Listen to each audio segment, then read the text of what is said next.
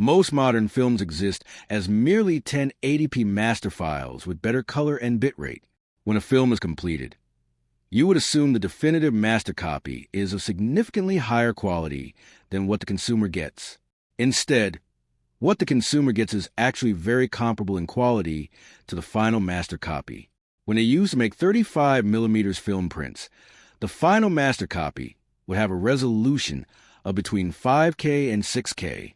Then, round about 2005, there was a digital revolution, and the pipeline for constructing a final movie went completely digital to the point that a film was edited and completed as a digital master copy, and that master copy is the source of all of our future derived copies. Even if you make a movie with zero CGI, the color correcting process has to be done inside a digital environment. An overwhelming percentage of films, possibly as high as 99%, made since about 2005, are now completed in 2K rather than 4K to save costs. They may shoot the raw footage in 6K, but the final master copy is rendered in 2K from the 6K files. Only a small number of projects get edited and outputted to the final digital master copy in 4K.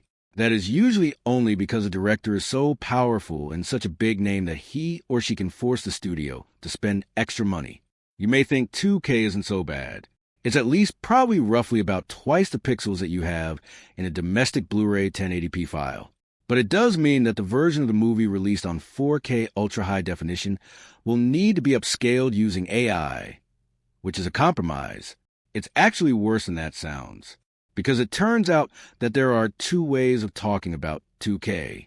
There's the way the world of film talks about 2K, and there's the way the world of computers talk about 2K. When you buy a computer monitor and it's 2K, you're getting roughly just under twice as many pixels as 1080p. In the world of film, when they talk about 2K, what they're actually talking about is basically a 1080p video file, 2048 by 1080, with 128 extra pixels along the horizontal axis. So, it's slightly wider than your 1080p domestic Blu-ray. But that's it. It's not taller. It's not 4K. It's 1080p with a few extra pixels on the horizontal.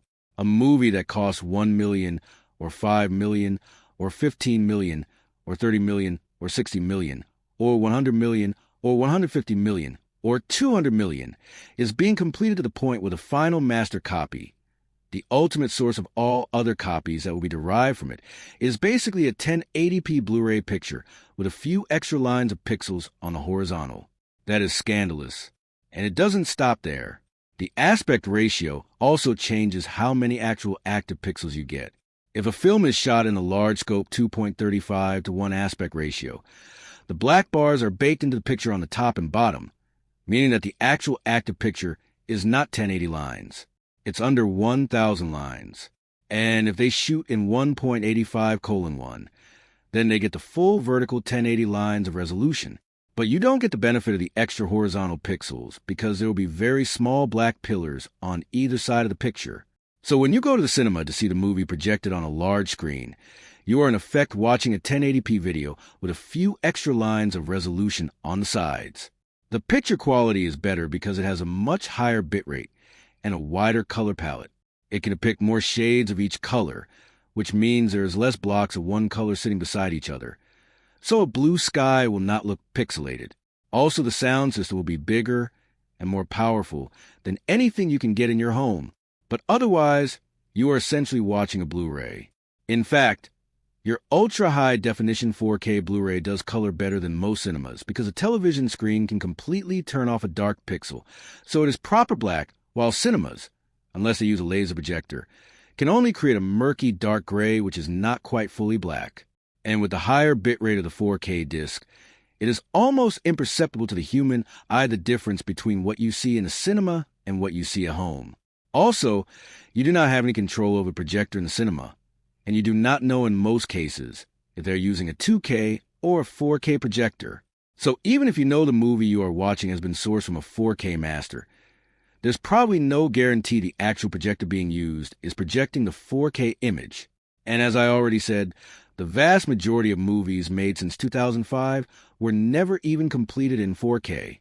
What is being projected in most cases is a DCI 2K file. Most people can't tell the difference. At a normal viewing distance, you can't see individual pixels. Most people don't know any of this information, so it is considered good enough, and there is no motive or reason to improve the situation. In 50 years' time, when they come to the 50th anniversary remaster reissue of a 2026 movie, it will be a 1080p file with 128 extra pixels on the side. And of course, the choice of aspect ratio means the film might not use all those pixels. And all they can do is use AI to upscale it to increase its picture quality and apply maybe new color grading to it.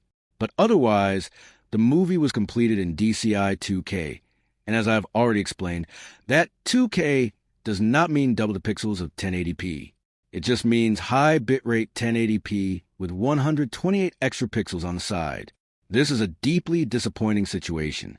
The issue isn't about upscale 4K discs. It's that most of the source master files of films made after 2005 are merely 1080p with better color and a very high bitrate. No matter how many times we go back to the 35mm master, under current conditions, we cannot get to the end of the line and achieve parity with the master copy. I just want the master copy of these digital files to be at the very least 4K, preferably more like 6K. The fact that they are basically 1080p is quite terrifying to me. The implications for the future of film is not great.